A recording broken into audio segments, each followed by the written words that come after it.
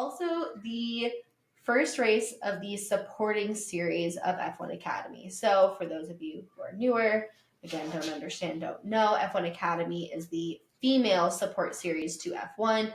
They have several races scattered throughout the weekend as support races for F1 weekends. I believe this year they have two races each weekend. Right, 2 races each weekend, but there's 7 weekends? Yes. So there's 7 weekends. So we have China, Jeddah, Miami, Montreal, Zandvoort, Singapore, and Vegas. Spread out. Why we have 2 in the US, couldn't tell you. But in Montreal, I feel like Canada's just like not very exciting, but good for them.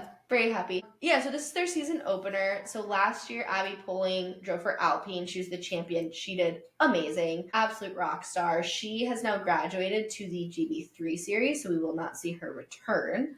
And we also have some other changes. Well, not some. We have a ton of changes. Also changes in the format and team. So, Catherine, what are the big things to look for this weekend that has changed from 2024? Right. So we have, I would say that there are like 3 big ones. Now, this is the 3rd year of the F1 Academy. The first season, 2023, it was a really interesting and exciting season that nobody got to watch because it wasn't being broadcast anywhere. And then going into last year, they're like, oh, we're going to broadcast everything, which you can watch all of the F1 Academy races. If you have F1 TV, it'll be on F1 TV streaming, but they also stream them on the F1 Academy YouTube channel. So you have pretty much any and every opportunity to watch depending on the time of races, because sometimes the races are in the middle of the night for us. So I will watch them in the morning. But the biggest change, and this is really where I think that F1 Academy is hitting their stride this year, is they've gone from 4 teams to 5 teams this year. They're adding High-Tech / Toyota Gazoo Racing. High-Tech is currently owned by Alpine team principal Oliver Oakes, who might only be the High-Tech team principal, depending on how things go once we get to Spa, but we'll see. That is the running joke of Alpine team principals. But what's also really interesting about High-Tech in the F1 Academy is they will only have 2 full-time drivers instead of 3. All the other teams have 3 drivers, because they will host the wildcard driver every weekend, which is a driver typically from the region that gets picked to be a feature driver. They will be able to score points if they do. Last year, Prema Racing, they were the reigning champions. They are still the reigning champions. They also hosted the wildcard driver. So now the wildcard driver is part of its own team in High-Tech. Which I think is cool. And I think makes a little bit more sense. Yeah, I think it's a little bit more fair, because now every team will always have 3 drivers, even if High-Tech will always have a different 3rd driver. And this probably means that High-Tech will be last in the constructors standings. But in the F1 Academy, because you have the teams that the racers drive for individually, and like the F1 teams that they're partnered with, but then they also have the teams that they specifically race for, and that is a second championship that people don't really care as much about. No. Because of the F1 teams partnering with the specific drivers. So that is also something to keep an eye out for when you hear the names like Prema or Rodin or MP Motorsport, but then also that like Dorian Pond drives for Mercedes. Yeah, exactly. And the scoring system has changed too this year. Yeah, so this is actually pretty big. Last year, the scoring system was basically the F1 Grand Prix scoring system for both races. Now we will have basically like a sprint race, feature race type format, where race 1 will get these typical F1 sprint race points, and race 2 will get the regular Grand Prix points. But additionally, they will get 2 points if you're the pole sitter. So if you get pole in the qualifying session, you'll get that. And they also still have the fastest lap point applied in F1 Academy in race 2. I don't know why we ever got rid of it. F1 isn't really, like, it's not missing it. Like, it didn't lose anything, but it also, like, didn't gain anything by not having it this last race. But anyway, that's really different. And then the other thing that they are bringing back this year is they are bringing back the reverse grid. So now when we do qualifying in F1 Academy, they're really qualifying for the second race will use the qualifying grid, and then the qualifying grid, the top, I think 8 or 10 will be flipped into the reverse grid for race 1.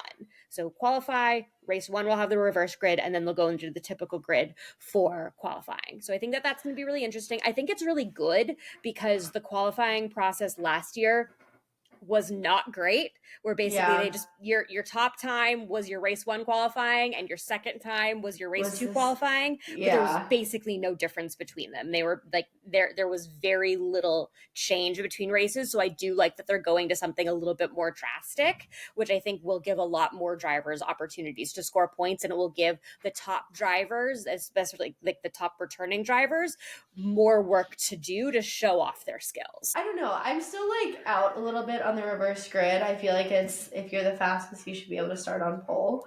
But what do I know? Well, it'll be more entertaining for sure, because there'll be more overtaking and things like that. I mean, to that point, you still get pole for the race that is worth more points. I know, but yeah. Anyways, so it's just considering last year they needed to make a change, so they might as well try this again. Right. They're throwing everything into a hat and pulling out options, and this is the option for 2025. Yeah. But also to note before we go into the next bit is when they applied the reverse grid 2 years ago, they also had 3 races each weekend. So this will still be different from the last time they did use the reverse grid, which also kind of didn't really work. So we'll see if it works better this time, or if they're going to need to change up more of the race weekend going forward. Fair. So we've talked a little bit about this in our previous episodes on F1 Academy, but F1 Academy is meant to be a springboard into other circuits, kind of like what Abby Pulling did. So there's a max of 2 years?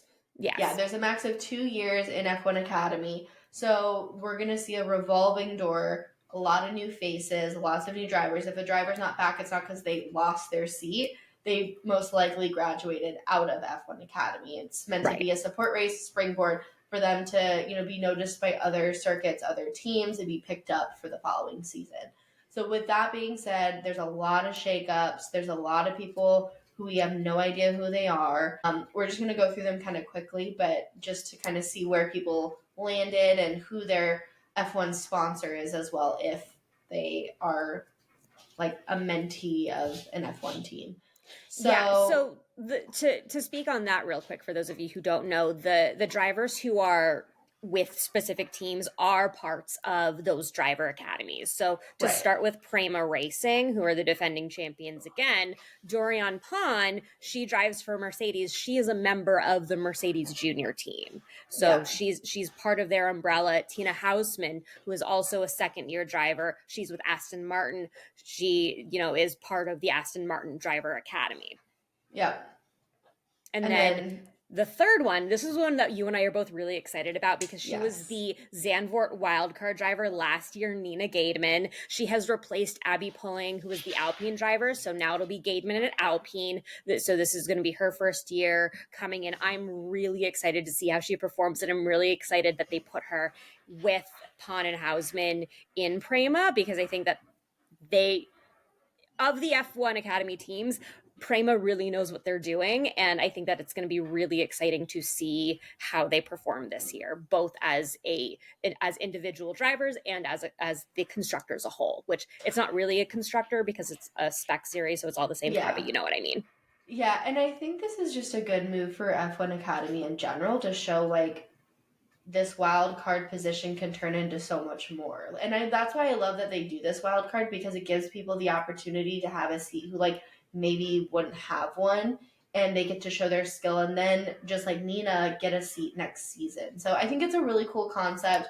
I don't think it would work in F1, but I think it's really encouraging to see and really exciting to see they put this in place in F1 Academy. More women around the world are getting an opportunity in motorsport, and it's I think it's doing what it's intended to, is to find this local talent and put them on a larger scale. So really exciting. Yeah, exactly. And I believe we have 4 of the 6 wildcard drivers from last season have made it into the academy this season, just because there is so much room. So then moving on to the next team, Roden Motorsport, they have 3 new drivers this year. So they have Emma Felbermeyer. She is now driving for Kick, Sauber, Stake, whatever the hell you want to call them this week, which it depends on what country they're in. She's replacing their driver, Carrie Schreiner, who I believe is still staying on as a team representative.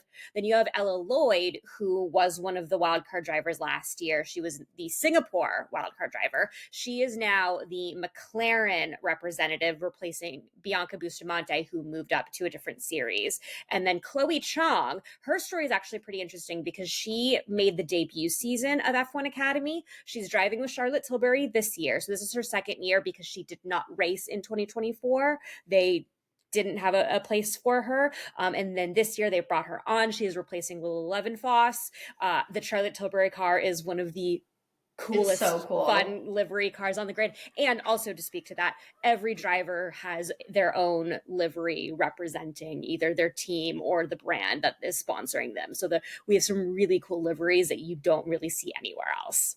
Yeah, I love it. Okay, so that's our first 2. Next is it ART or ART? I change how I say this I call it ART because it's easier. But ART Grand Prix.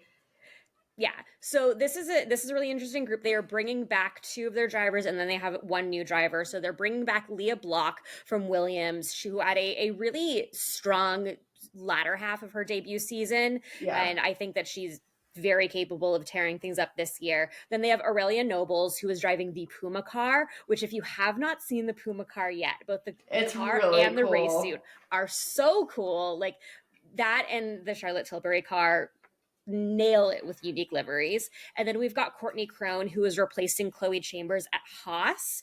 Chloe Chambers, who is now in Red Bull Ford, and she is also the best performing Haas driver in the history of Haas because she's actually ended up on a podium. But we'll talk about her again in a second. But Courtney Crone is she was the Miami wild card, and she had a very strong weekend in Miami. So it'll be very interesting to see how she performs this year with Haas. Yes.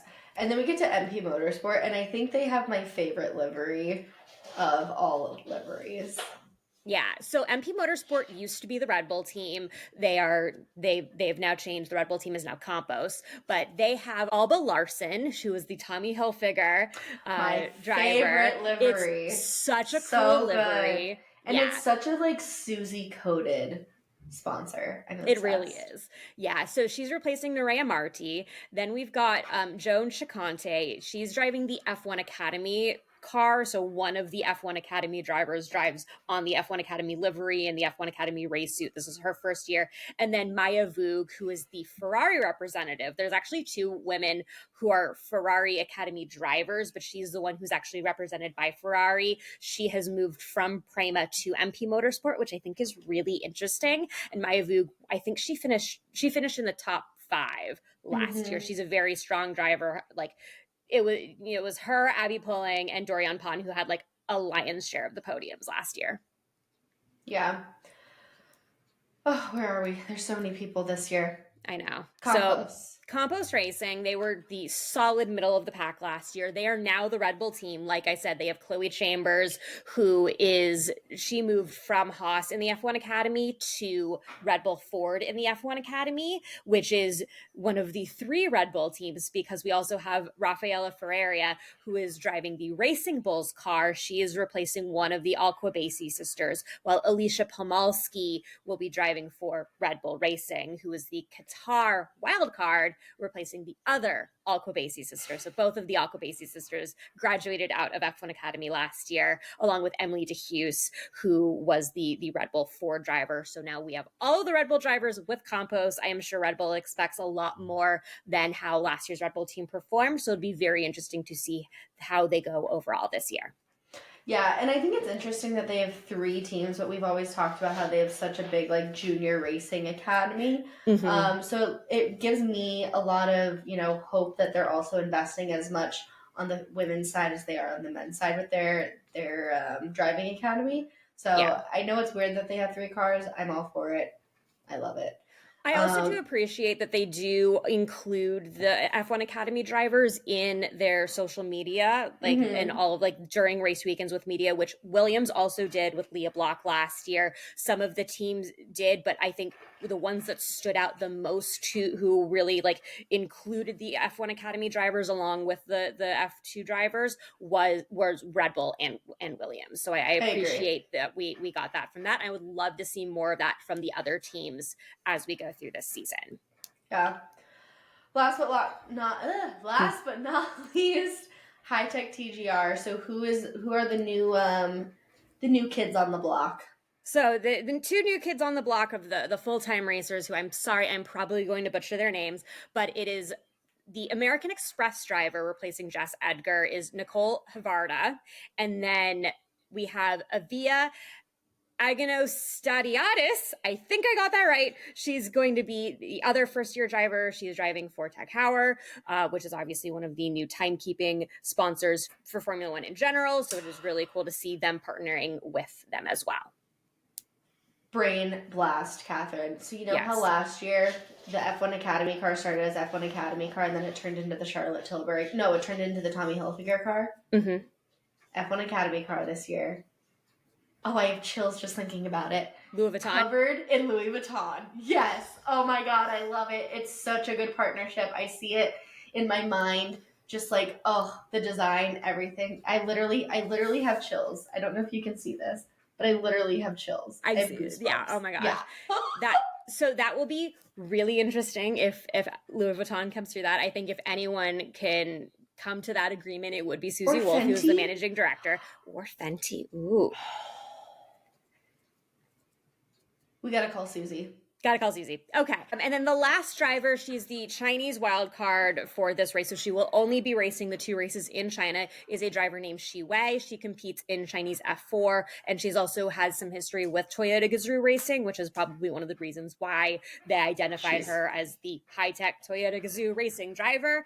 And she's also done a little bit of endurance racing. So it'll be very nice to see at least a Chinese driver competing this weekend, especially because we don't have Zhou Guanyu in the car, even though he is, hanging out in the Ferrari garage and doing sim work for Lewis, while Lewis is getting to know Ricky better. Love. All right. Well, lots to look forward to this weekend. Like Heaven said, you can watch all the F1 Academy races this season, again, like last year.